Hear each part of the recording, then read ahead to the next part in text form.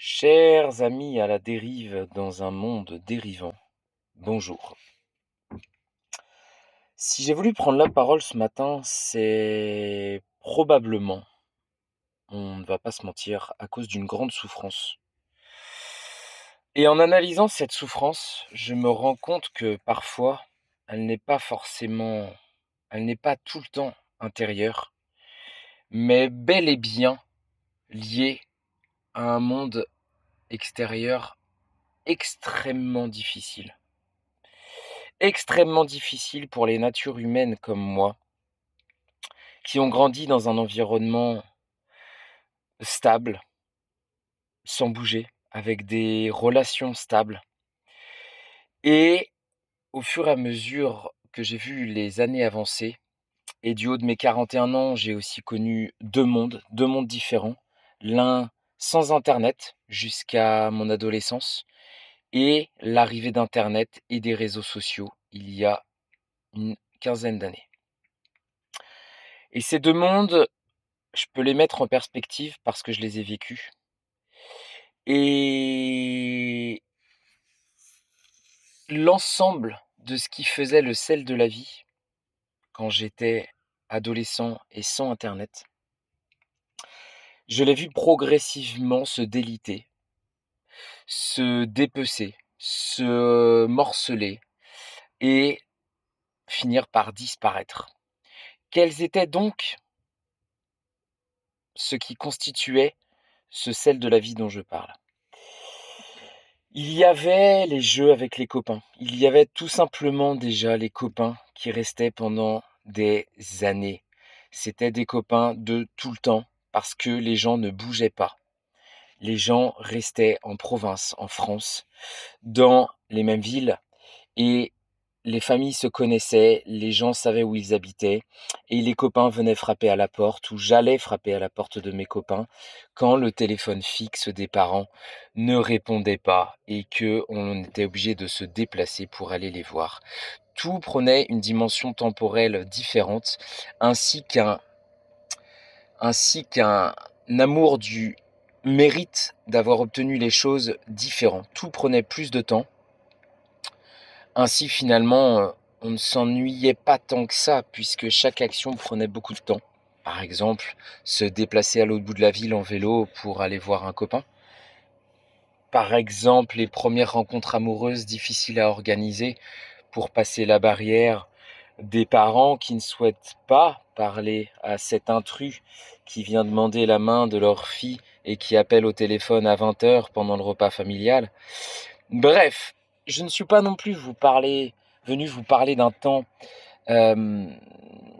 comment dire, en tant qu'historien ou en tant que musée. Je n'ai que 41 ans. Mais j'ai connu cet autre monde, et c'est pas pour faire une rétrospective de comment c'était avant que je fais cette vidéo. C'est simplement pour tenter de comprendre parfois d'où peut venir la souffrance des gens, la mienne également, je pense qu'on ne comprend plus en fait dans l'environnement dans lequel on évolue. On ne comprend plus rien. Avant, tout était avant. Je dis avant Internet, par exemple, parce que je pense que le changement technologique a amené Internet et la massification de l'utilisation d'Internet qu'ont amené les smartphones, avec le premier iPhone, par exemple, en 2006, si je me rappelle bien, le premier iPhone, donc le premier écran tactile, qui arrivait en tant que téléphone, c'est ça, 2006 à peu près. Je pense que ça a révolutionné la manière dont on interagit. D'ailleurs, c'est pas je pense, c'est j'enfonce des portes ouvertes, c'est dit maintes et maintes fois dans des tonnes de vidéos. C'est prouvé. Mais là où je voulais parler, c'est que c'est réel. C'est vraiment réel. Comment voulez-vous évoluer dans un environnement où tout le monde peut être connecté à tout le monde, mais où plus personne ne prend la peine de se parler? Par exemple, j'ai beaucoup voyagé, récemment d'ailleurs, et je me suis rendu compte voyager seul d'ailleurs, et je me suis rendu compte d'une chose extrêmement triste comparée à mes voyages seuls que je faisais avant. J'ai toujours voyagé seul. J'ai trouvé que peu importe où vous alliez aujourd'hui, à partir du moment où vous allez dans une ville normale, je veux dire, il y a peut-être encore des coins de campagne dans certains pays, et je parlerai pas de l'Asie ou de l'Afrique qui sont encore différents, mais je parle de notre monde occidental. Vous pouvez aller, je sais pas, n'importe où, en Hongrie, en Roumanie, en Scandinavie, en n'importe où, n'importe où, n'importe où, même en Europe. Dès que vous allez dans une ville, ces villes, à part l'architecture et une certaine histoire où on peut s'intéresser au musée, à l'histoire de la ville, aux cathédrales, mais autrement, ces villes sont des copies pâles les unes par rapport aux autres. Vous retrouvez les mêmes grandes franchises partout, les mêmes chaînes de fast-food, les mêmes chaînes de fast fashion, les mêmes places où les gens squattent pour regarder leur téléphone pendant 3 heures. Les mêmes et en fait, plus personne ne se parle. Il n'y a plus de rencontres. C'est vraiment ça qui m'a choqué, c'est que les rencontres deviennent de plus en plus difficiles, pardon. La vraie rencontre spontanée humaine, là où avant ce n'était pas louche de demander quelque chose à quelqu'un que l'on ne connaissait pas dans la rue, parce que tout le monde le faisait, par exemple pour demander son chemin, par exemple pour demander où se trouve tel monument. Finalement, quand vous marchez dans une ville aujourd'hui, peu importe où elle est, tout le monde est rivé sur son téléphone. Et les gens d'ailleurs se prennent presque des poteaux ou des lampadaires dans la tronche en marchant, tellement ils sont sur leur téléphone. Il n'y a plus aucune conscience des gestes et des mouvements et de l'espace et du temps qu'on occupe, parce qu'on est complètement déconnecté dans une sorte de monde virtuel que sont nos téléphones. Alors c'est pas non plus un pamphlet que j'adresse contre la technologie, pas du tout. C'est pas une vidéo pour être réactionnaire par rapport à ça. Je dis que c'est normal, vu que les gens ne se rencontrent plus et qu'il n'y a plus de rencontres humaines, et que les relations également amicales, amoureuses, ne durent pas vraiment en fait. Ne durent pas vraiment. Je le vois autour de moi, je le vois chez moi aussi, mais je le vois partout autour de moi à quel point les relations sont éphémères. Alors peut-être même un peu moins les relations amicales aujourd'hui que les relations amoureuses qui, je ferai une autre vidéo, sont devenues,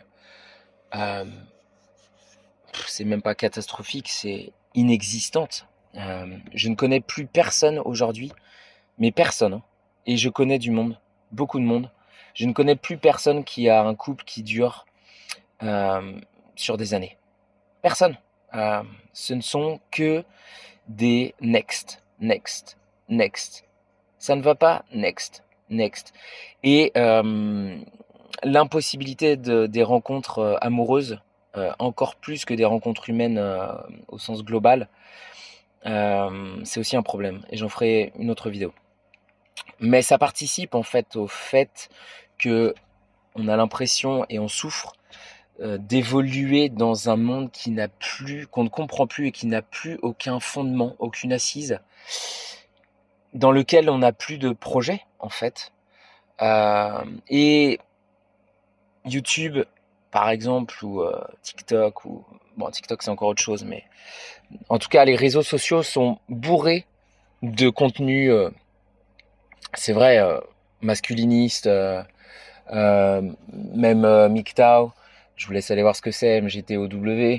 Et on a l'impression que finalement les hommes ont retrouvé dans cette société des projets forts, qui savent exactement où ils veulent aller, le culte du corps. On a un corps parfait, mais aussi on a un sens des affaires archi développé, on monte des business par-ci, par-là. Ok, il y en a sûrement, mais c'est tellement pas la majorité. Et même pour quelqu'un comme moi qui suis ouvert, c'est-à-dire que j'ai vécu dans beaucoup de pays, j'ai beaucoup voyagé, je peux vous assurer que ces contenus qui vous font croire qu'en fait vous êtes maître de votre vie et que vous pouvez, comment dire, qu'on peut se tracer un chemin du jour au lendemain et se donner une direction, en fait, j'ai envie d'y croire, mais c'est pas la réalité. C'est pas vrai. Il y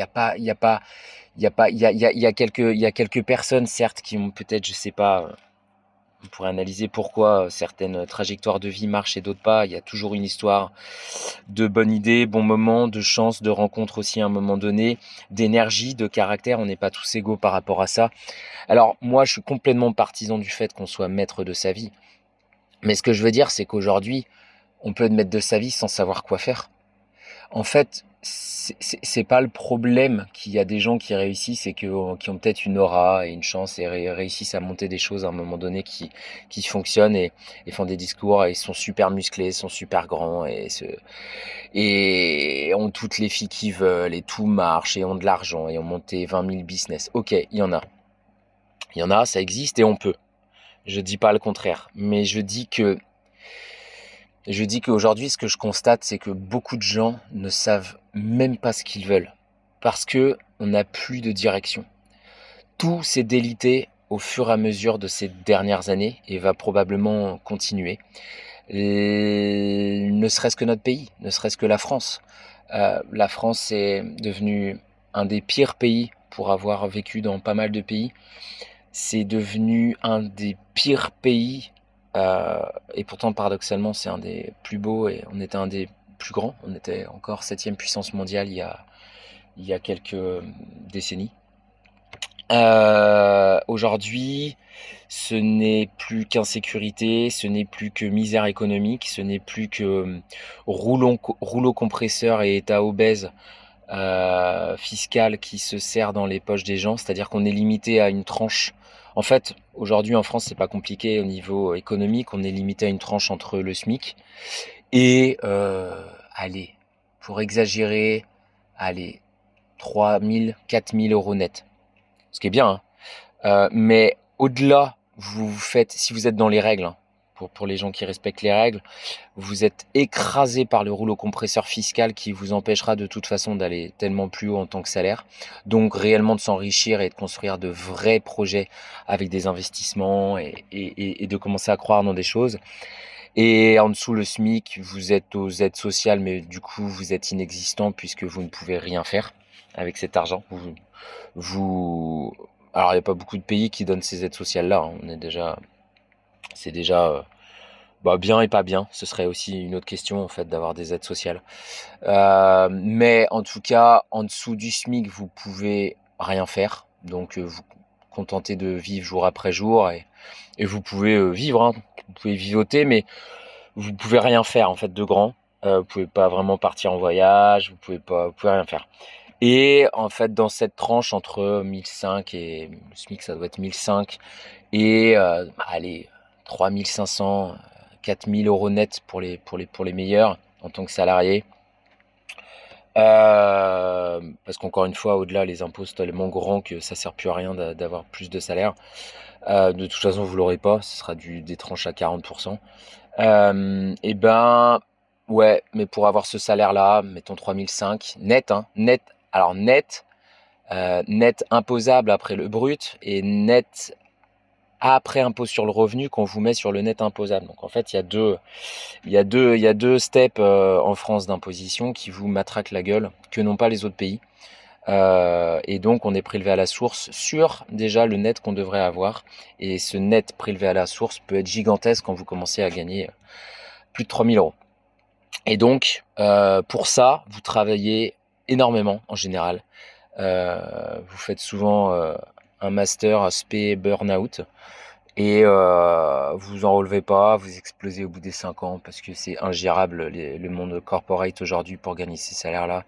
C'est ingérable. Vous finissez par tomber malade, vous pleurez, tout le monde vous quitte autour de vous et finalement vous n'avez pas vraiment de vie non plus. En fait, vous avez peut-être même encore moins de vie que d'être à 1500 €. Donc voilà. Mais en fait, ce que je veux dire, c'est que comparé à une époque bien avant, même peut-être quand j'étais petit et puis après l'époque des anciens, il n'y a plus vraiment, et c'est exactement là où je voulais en venir, il n'y a plus vraiment d'aventure.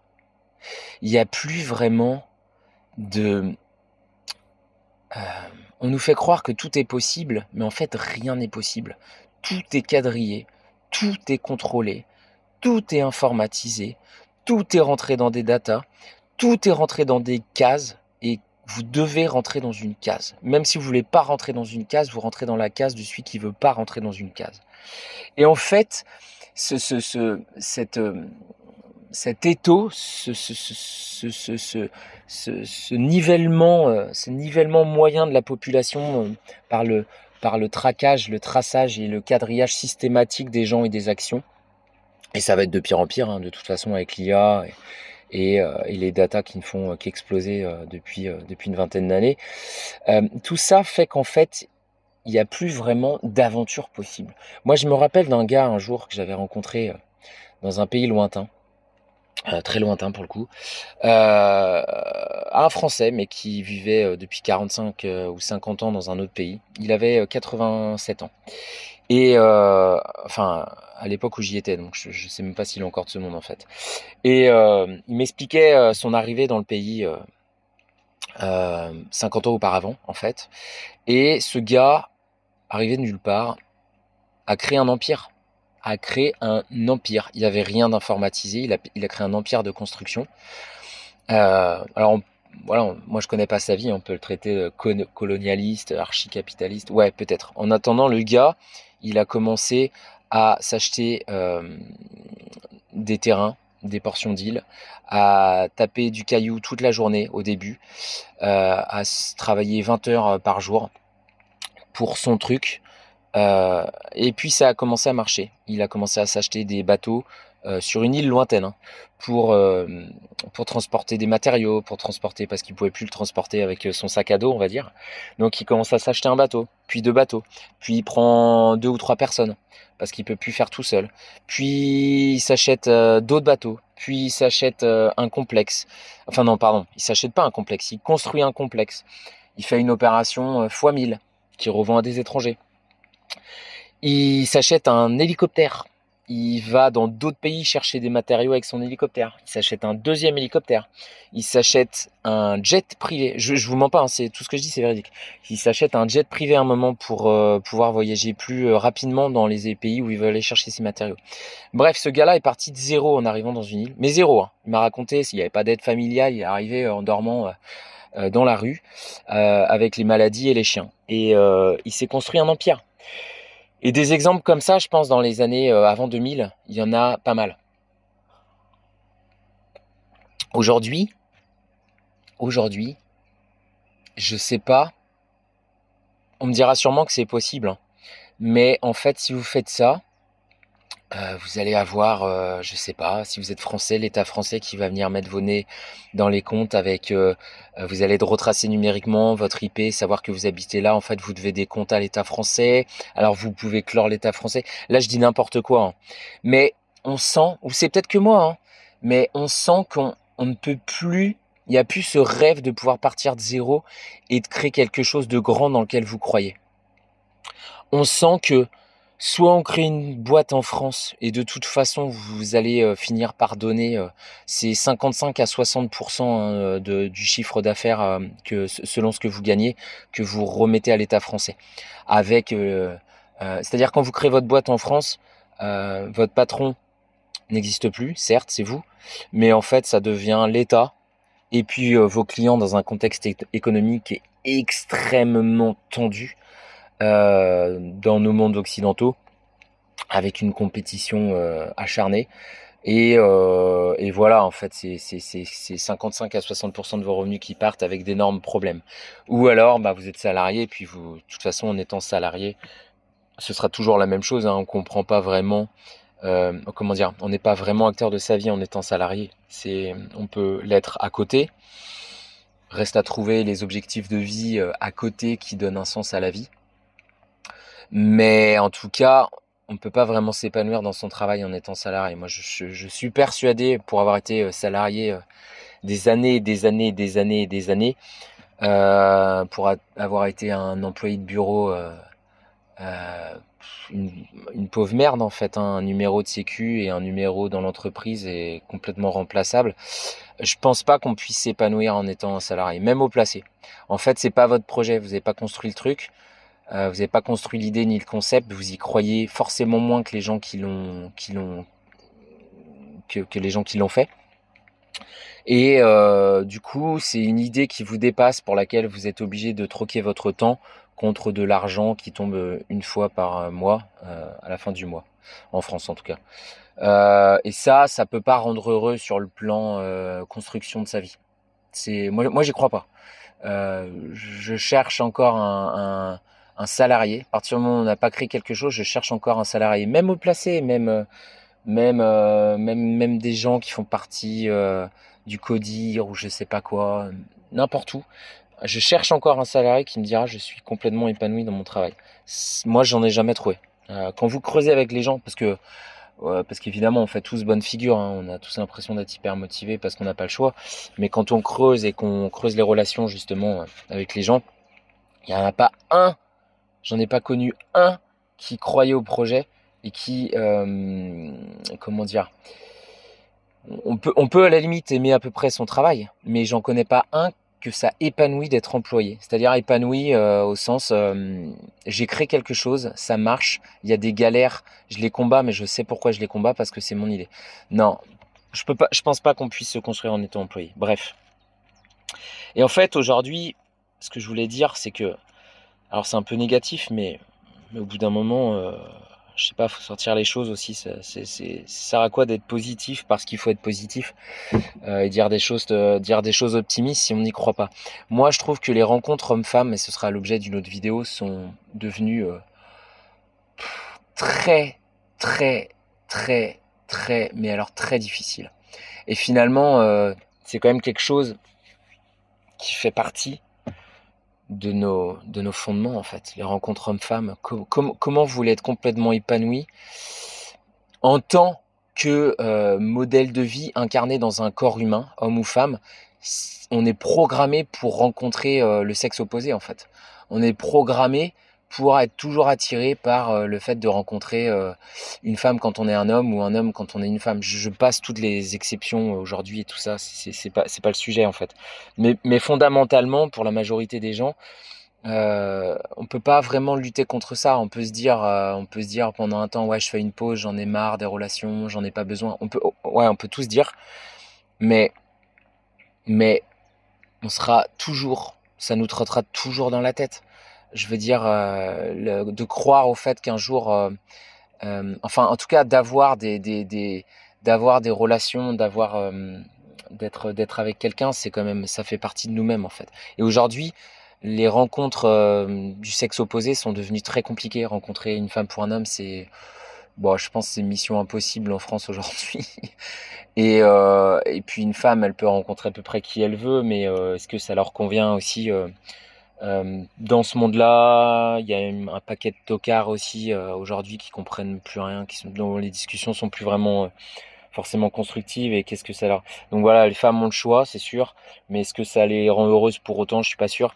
Donc en fait, il y a plus cette petite fibre, moi que j'ai pu connaître et que j'espère que tout le monde a connu quand même, quand on commence à tomber amoureux et que ça dure, c'est quand même c'est quand même, même si c'est remettre son bonheur finalement sur quelque chose un peu extérieur à soi-même, hein, c'est-à-dire à une relation, bon, moi en tant qu'homme avec une femme, je sais que c'est pas bien de remettre le fait de vivre quelque chose de incroyable, une tranche de vie, parce qu'il y a une relation à un moment donné amoureuse et que c'est quelque chose d'extérieur à nous. Je sais que il faut travailler pour être parfaitement bien soi-même, mais quand même, l'intensité de ce que vous vivez quand vous partagez 2 ou 3 ans de la vie de quelqu'un, de qui vous êtes amoureux, avec qui vous faites des choses, personne ne me dira le contraire. Ça donne des ailes, ça donne envie de pousser des montagnes, de construire des choses grandes, et ça vous décuple votre motivation. Ça, c'est pas que ça vous donne un sens à la vie, mais je trouve pas le terme, ça vous révèle. En fait, ça vous révèle en quelque sorte. Et quand vous le perdez, bah, effectivement, c'est dur et c'est là aussi où le travail est à faire. Mais je trouve que le fait qu'on vive plus ça aujourd'hui, des rencontres qui durent quelques années et on se dit, c'est, c'est incroyable ce que je vis, en fait, le bonheur dans lequel je nage. Ben, en fait, finalement, ça fait partie de la vie, ça. Et aujourd'hui, ça n'arrive plus, en fait. Ou c'est très rare, ou ça dure, une semaine et puis, c'est next. Et il y a plus vraiment de choses qui se construisent sur des mois ou des années. Ça peut s'arrêter, ça s'est toujours arrêté au bout de mois, des années, mais aujourd'hui, c'est vraiment, à la semaine, à la carte, en fait, à la semaine ou au mois. Chacun se fait des backups, et a des options dans tous les sens et bref, mais ce sera vraiment l'objet d'une autre vidéo. Mais en tout cas, vous enlevez ça, vous enlevez le fait que, la possibilité, la lueur de croire qu'on et de savoir qu'on peut créer quelque chose de grand à partir de zéro, qu'on a une idée et qu'elle va marcher. Oui, c'est possible, mais encore une fois, à cause de tout ce matraquage, numérique, tout ce traçage de savoir ce que vous faites, de la part des administrations tout simplement, hein. On peut plus en fait, ça a vidé la vie de sa substance. Les amis aussi, c'est beaucoup moins stable. Les relations amicales sont beaucoup moins stables, je trouve, que par le passé. Et puis finalement, peut-être que je suis très négatif parce qu'effectivement, j'ai 41 ans et aujourd'hui, je m'aperçois à quel point, c'est difficile de se créer des nouveaux amis dans ce monde-là. Mais c'est peut-être parce que j'ai 41 ans, j'aurais peut-être 20 ans, ce serait peut-être plus facile. Mais en tous les cas, j'ai l'impression que tout est consommation, tout est éphémère, que ce soit les relations amicales, amoureuses, le travail, tout est mouvant en permanence. En fait, vraiment, le dicton qui dit: «On ne sait pas de quoi demain sera fait», mais il a jamais été plus, criant de vérité qu'aujourd'hui. Et avant, je voyais ça bien, en fait, le de se dire: «C'est vrai, on sait pas de quoi demain sera fait, on peut mourir demain et vivons notre meilleur». Ouais, mais en fait, concrètement, aujourd'hui, si demain on meurt, mais je vous pose la question, mais qu'est-ce que vous faites pour en profiter? Souvent, on vous dit: «Mais profite, profite, profite du temps qui passe, profite de cette journée parce que, le temps la rattrapera pas» et c'est vrai, hein, la seule chose qui, elle, est stable, et passe, c'est le temps et les journées, on peut pas les rattraper. Mais je pense que la question fondamentale que les gens, et que nous-mêmes ne savons pas, répondre aujourd'hui, c'est: «Qu'est-ce que je fais pour profiter?»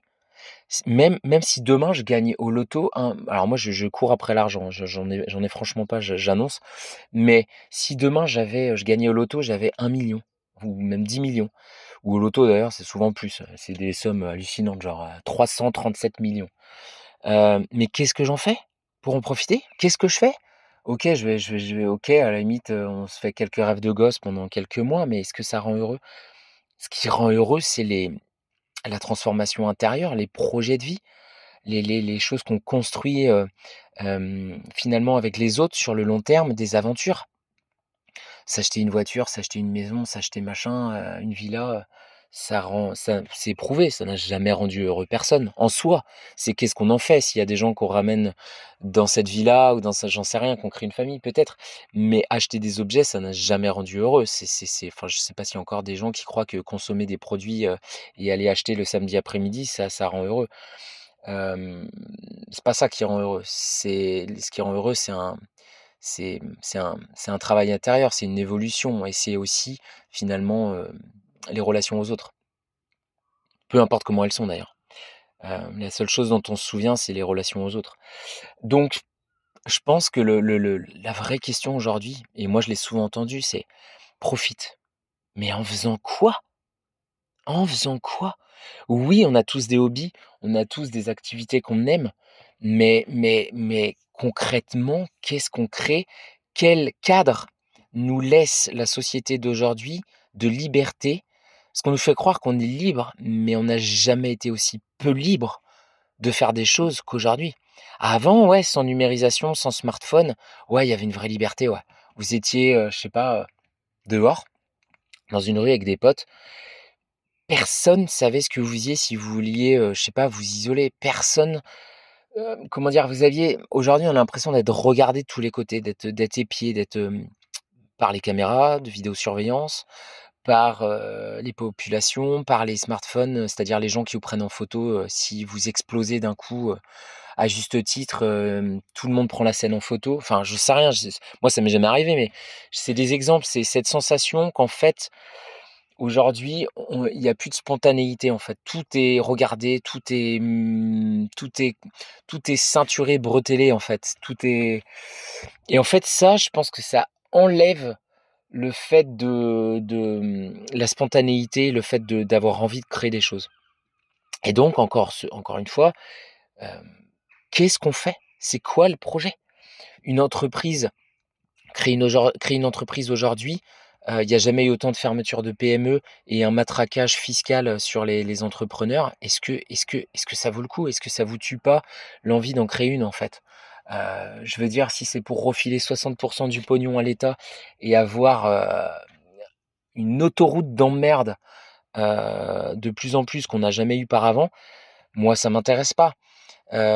Si c'est continuer à être salarié, à obéir, aux ordres d'un patron à un certain âge qui vous exploite et qui vous demande de faire des choses, le vendredi soir pour une idée qui est pas la vôtre et un travail qui vous plaît pas trop, ben non, effectivement, vaut mieux changer de travail. Ça sert à rien de continuer à se forcer à faire quelque chose qu'on n'aime pas. On n'est pas bon pour le patron, on n'est pas bon pour les clients, on est bon pour personne et donc on peut pas être heureux en faisant quelque chose, où on croit à moitié. Donc la chose, c'est qu'est-ce qu'on fait aujourd'hui? Et j'ai pas la réponse, mais je pense que ce que je voulais dire, c'est que une grande partie de la souffrance des gens, aujourd'hui, c'est que on a l'impression d'être coincé, d'être comme un rat dans le coin d'une cage, une cage numérique dans laquelle tout est surveillé et une cage parce qu'on ne peut pas vraiment en sortir. Et en fait ça, bah, je pense que, ça rend fou, ça rend pas heureux. On a l'impression d'être pas acteur de sa vie, on ne sait pas ce qu'on fait là et on se réveille jour après jour sans vraiment, comprendre, le dessein supérieur, que pourrait être notre existence, si elle était, utilisée à bon escient. Voilà. Les amis, non, j'ai horreur des j'ai horreur, des vidéos, où les gens disent les amis, c'est tellement courant sur les réseaux que j'ai fini par le dire. Non, on n'est pas amis, on ne se connaît pas du tout et ça sert à rien que je dise les amis. D'ailleurs, vous pouvez critiquer, vous pouvez dire, que ce que je raconte c'est nul ou au contraire, donner des pistes d'évolution ou au contraire dire que vous êtes reconnus, vous êtes les bienvenus, dans les commentaires mais on n'est absolument pas amis puisqu'on s'est jamais vus. Hem, En tous les cas, très bonne journée à tous. Si le format plaît, je ferai d'autres vidéos.